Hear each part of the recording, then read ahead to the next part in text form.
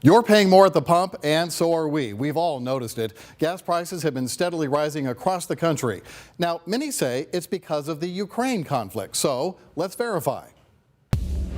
Are gas prices rising as a direct result of the Russia-Ukraine conflict?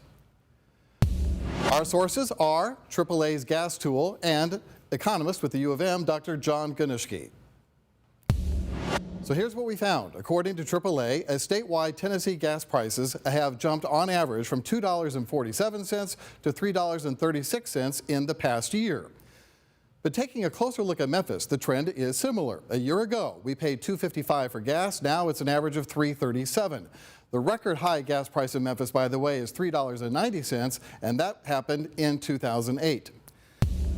Well, Dr. Ganushki says we had an incredibly strong economic expansion after 2020, and that expansion started a cycle of an increase at the pump. But why?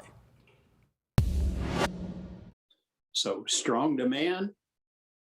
We had constraints on supply associated with shale oil production.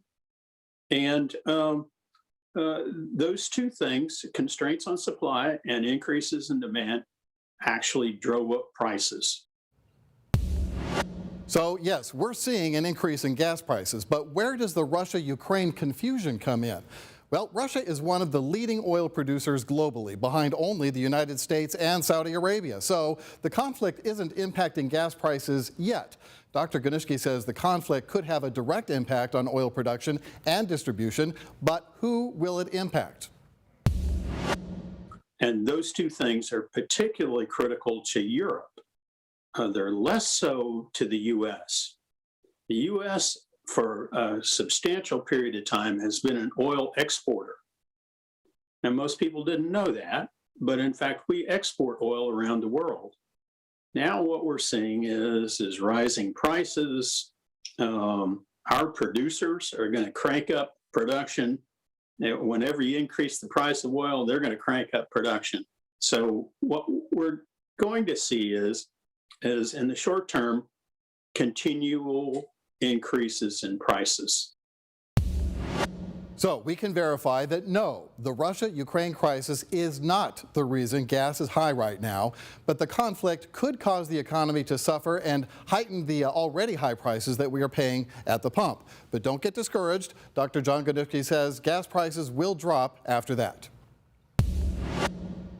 We'll see some relief from the higher prices probably in the next 6 months, as producers begin to produce more oil.